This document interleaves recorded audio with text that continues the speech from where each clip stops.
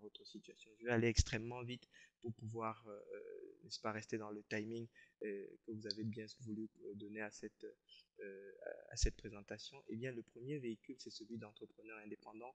Le deuxième, c'est le véhicule de franchiseur. Le troisième, c'est le véhicule de franchisé.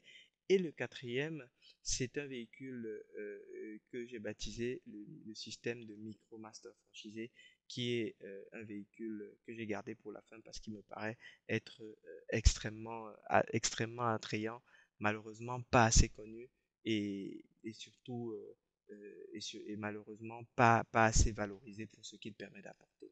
Le véhicule d'entrepreneur indépendant. Quel est le potentiel en tant qu'entrepreneur indépendant? Nous les avons scorés sur trois éléments. Le potentiel, c'est-à-dire la possibilité de générer une affaire à faible potentiel, la possibilité de générer une affaire à fort potentiel et la possibilité à générer une affaire d'un potentiel moyen. Donc, en général, entrepreneur indépendant, vous avez une plus grande proportion de générer une affaire à faible potentiel. C'est les statistiques qui le disent, c'est-à-dire que les gens qui mettent leur argent, travaillent avec mettent tout l'argent qu'ils ont, travaillent avec toute l'énergie qu'ils ont, fatalement, il y a une plus grande proportion de petites entreprises, d'entreprises de très petite taille, unipersonnelles, les entreprises de moins de 3 personnes, ça représente 70 à 80% du tissu entrepreneurial français aujourd'hui. Donc, vous avez fatalement euh, plutôt une plus grande chance de créer une entreprise à faible potentiel avec ce profil. Mais tout n'est pas tout n'est pas que potentiel dans la vie. Ça peut être peut-être que vous avez véritablement une idée à laquelle vous souhaitez tellement donner vie que ça vaut le coup. Les avantages ici, c'est que vous êtes maître chez vous. Les contraintes, c'est que vous êtes seul et que être seul, c'est dur, c'est très très dur.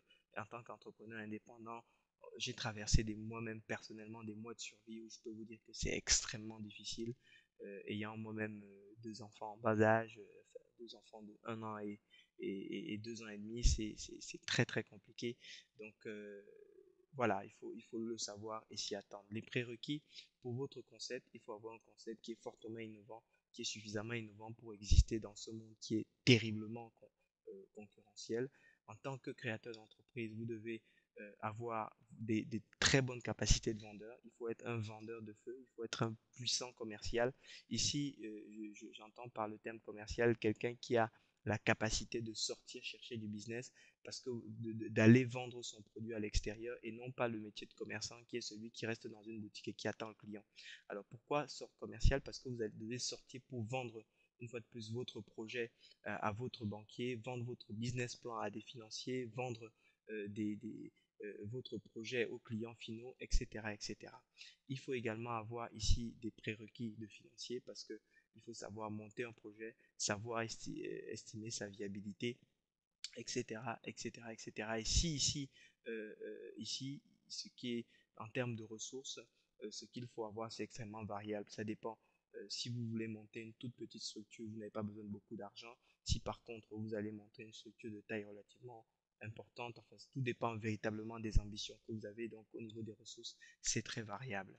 Et à cette étape, évidemment, nous disposons de logiciels de business plan propriétaires pour vous accompagner dans le montage, dans l'analyse financière de votre projet. Enfin, tous les outils sont disponibles, existent et vous pouvez y arriver, mais il faut que vous ayez un minimum de prérequis.